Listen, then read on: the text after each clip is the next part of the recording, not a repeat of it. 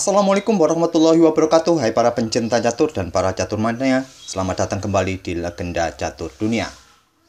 Kayaknya sedikit terlambat kawan untuk mengulas turnamen catur online yang satu ini.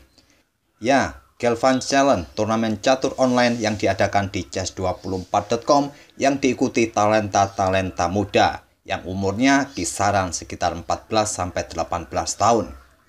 Turnamen ini diadakan di chess24.com dan sudah memasuki matchday kedua yang telah menyelesaikan 10 babak. Untuk jelasnya mengenai turnamen ini, kawan-kawan bisa mengunjungi chess24.com.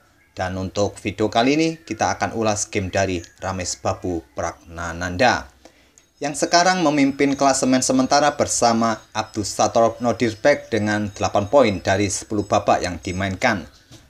Lawannya Pragnananda kali ini admin pilih saat melawan Vincent Kemmer, talenta muda asal Jerman di babak ke-9.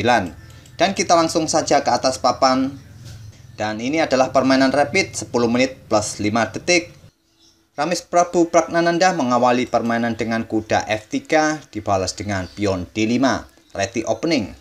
Pion H3, pion C6, pion D4, gajah hitam F5, sekarang pion C4. Langkah pengorbanan pion C4 ini mirip-mirip dengan Queen's Gambit kawan, tapi struktur di awal-awal pembukaan dengan pion H3 ini agak sedikit berbeda jadinya nanti. Tapi jika diteruskan memang agak mirip karakteristiknya permainannya nanti. Dan di sini Vincent Kemmer tidak menerima pengorbanan pion C4 ini, dia bermain dengan pion E6. Bangunannya mirip dengan permainan semi-slav defense kawan dengan segitiga pion seperti ini, dan Ramesh Babu Pragnananda melanjutkan dengan langkah pengembangan kuda C3. Kuda hitam F6, sekarang pion G4 menyerang gajah, gajah mundur ke G6, dan Pragnananda melanjutkan dengan menteri ke B3 langsung mengincar pion B7. Dihadang oleh menteri hitam di B6 menantang pertukaran. Tantangan ditunda, Pragnananda memainkan pion C5 mengancam menteri, menteri mundur ke C7, sekarang gajah berkembang ke F4. Mengorbankan diri untuk dipukul oleh menteri hitam. Jika pengorbanan ini diterima oleh hitam kawan, maka selanjutnya menteri putih akan pukul pion B7 dan akan mendapatkan beteng hitam nantinya. Vincent Kemmer tidak menerima pengorbanan gajah putih, dia bermain dengan menteri mundur ke C8, tetap memposisikan menterinya untuk melindungi pion B7. Pragnananda melanjutkan kuda E5 mengincar gajah petak terang hitam. Dibalas dengan langkah pengembangan kuda B ke D7, kuda putih pukul gajah G6 dipukul balik menggunakan pion H, selanjutnya gajah putih G2. Persiapan untuk rokade pendek dibalas dengan langkah pion E5. Langkah ini termasuk langkah yang cukup riskan kawan, di mana raja hitam masih berada di pusat, tapi hitam ingin langsung membuka lajur E ini. Langsung direspon oleh Pragnananda, pion D pukul pion E5, dan hitam tidak pukul pion E5 ini kawan, hitam memilih pukul pion C5 dengan tempo mengancam menteri. Menteri ke C2, sekarang kuda F lompat ke D7 dibalas Pragnananda dengan langkah gajah mundur ke G3. Mengosongkan lajur bagi pionnya untuk bisa maju ke depan, dan Vincent Kemmer melanjutkan langkah kuda ke E6. Pion F4 lanjut Pragnananda, menteri hitam bergeser ke D8, dibalas dengan langkah pion E3 untuk memperkuat posisi pion F4-nya. Di sini hitam melanjutkan langkah pengembangan gajah ke C5, memberikan pressure bagi pion E3. Di backup oleh menteri ke E2, menteri hitam ke B6 memberikan bala bantuan untuk menyerang pion di peta E3. Di sini Pragnananda mendorong pion F5-nya.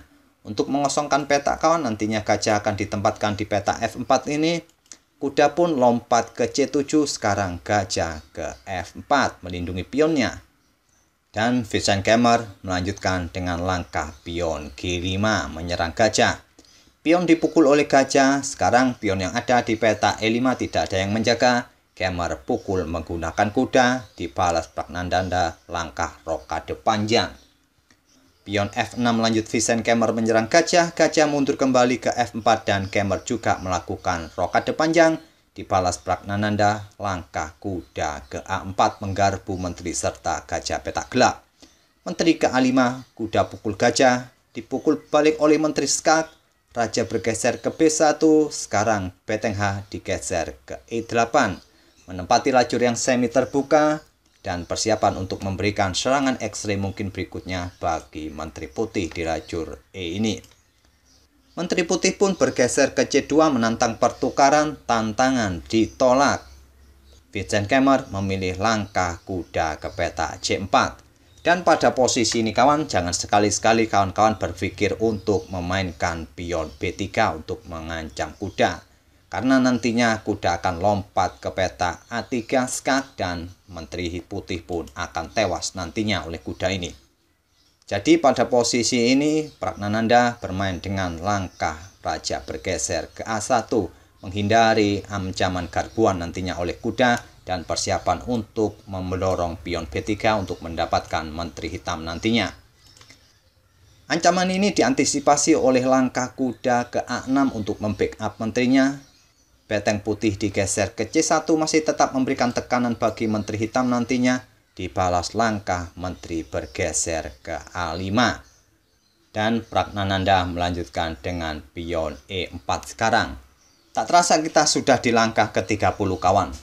Dari tadi jika kita menganalisisnya menggunakan engine, banyak sekali langkah-langkah yang kurang akurat oleh kedua pemain. Tapi admin tidak akan tunjukkan langkah-langkah mana saja yang kurang akurat kawan, biar videonya tidak terlalu panjang. Di sini Vincent Kemmer melanjutkan langkahnya dengan kuda ke B6, dibalas Pragnananda menggeser Beteng H ke D1. Pion D4 menolak tantangan pion putih di lajur E tadi. Dia ingin mendapatkan penguasaan ruang di area pertahanan putih dengan pionnya, dibalas Pragnananda dengan pion A3 untuk mengontrol peta B4 dari ancaman kuda yang ingin menduduki peta ini. Kemmer melanjutkan langkah kuda mundur ke C7 dan Pragnananda menarik mundur gajahnya ke peta H2. Kemmer melanjutkan menggeser menterinya ke B5 dan dibalas Pragnananda dengan beteng naik ke D3. Banyak sekali kawan langkah-langkah yang menurut engine merupakan langkah yang kurang akurat dari kedua pemain. Di sini Hitam melanjutkan langkah Menteri ke A4 menantang pertukaran, tantangan diterima Menteri pukul Menteri, dipukul balik oleh kuda. Selanjutnya Beteng bergeser ke C4, persiapan untuk mengeliminasi pion D4 ini. Dijawab oleh Kemmer dengan pion B5. Tentu saja langkah ini adalah langkah blunder. Karena pion yang ada di peta C6 sudah tidak ada yang membackupnya.